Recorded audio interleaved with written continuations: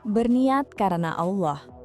Diriwayatkan Abu Hafs, Umar bin Al-Khattab pernah mendengar Rasulullah bersabda, "Sesungguhnya setiap amal itu tergantung niatnya. Begitu pula balasan setiap orang tergantung niatnya.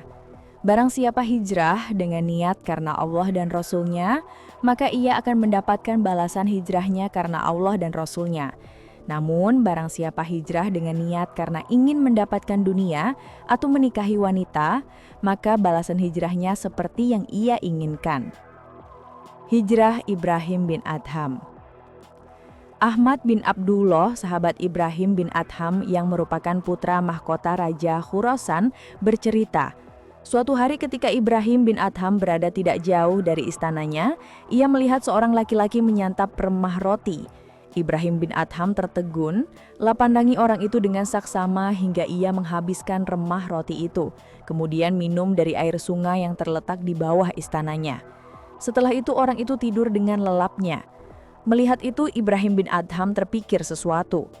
Pun mengutus beberapa orang seraya berkata, "Jika orang ini sudah bangun, bawa kemari." Setelah bangun, orang suruhan Ibnu Adham berkata kepadanya, "Tuanku yang tinggal di istana ini ingin bicara denganmu." Orang itu pun dibawa masuk bersama suruhan Ibrahim bin Adham.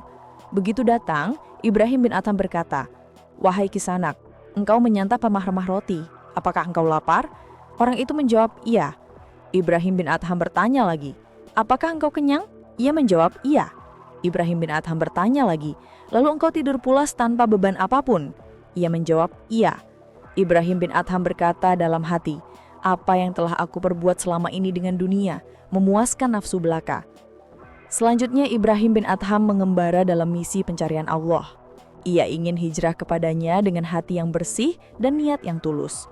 Dalam perjalanan, ia berjumpa dengan seseorang yang berparas tampan, berpakaian menawan, serta wangi. Orang itu menyapanya, "Wahai Kisanak, dari mana dan mau kemana?" Ibrahim menjawab, "Dari dunia menuju akhirat." Orang itu bertanya, "Wahai Kisanak, apakah engkau lapar?" Ibrahim menjawab, "Iya." Orang itu kemudian sholat 2 rakaat, kemudian salam. Tiba-tiba di sebelah kanannya tersaji makanan dan di sebelah kirinya tersaji minuman.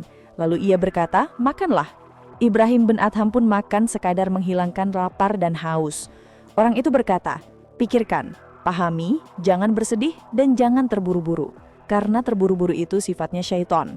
Wahai Kisanak, jika Allah menghendaki kebaikan bagi seorang hamba, Dia akan jadikan hatinya lentera untuk membedakan yang benar dari yang salah di saat orang-orang lain susah membedakan keduanya. Wahai Kisanak, aku akan mengajarkanmu nama Allah yang paling agung. Jika engkau lapar, bacalah itu sebagai doa kepada Allah supaya Dia mengenyangkanmu. Dan jika engkau haus, bacalah itu sebagai doa kepada Allah supaya Dia menghilangkan dahagamu. Dan jika engkau duduk bersama orang-orang baik, jadilah engkau tanah bagi mereka, biarkan mereka menginjakmu. Sesungguhnya Allah akan murka karena murka mereka, dan Allah juga ridho karena ridho mereka. Wahai Kisanak, ambillah segini dan aku ambil segini." Ibrahim berkata, "Aku bergeming." Orang itu kemudian berkata, "Ya Allah, tutupilah aku darinya dan tutuplah dia dariku." Setelah itu aku tidak tahu kemana perginya dia. Aku pun melanjutkan perjalananku. Masih terngiang dalam ingatanku nama Allah yang paling agung yang Ia ajarkan kepadaku. Di tengah perjalanan selanjutnya, aku bertemu seorang laki-laki berparas tampan, berpakaian menawan, dan wangi. Dia memegang pundakku sembari berkata, "Apa yang engkau inginkan? Apa yang telah engkau jumpai dalam perjalanan ini?" Kujawab, "Seorang laki-laki dengan ciri-ciri seperti ini. Dia mengajarkanku ini dan ini." Orang itu tiba-tiba menangis. Aku berkata, "Sumpah, siapakah sebenarnya orang itu?" Orang itu menjawab, "Ilyas, Allah mengutusnya kepadamu untuk mengajarkanmu urusan agamamu."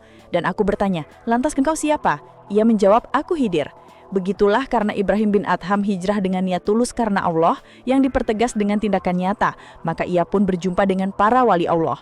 Ia pun belajar nama Allah yang paling agung dari mereka. Maka ia berhasil mendapatkan karomah dan makom berkat niat yang tulus dan hijrah karena Allah.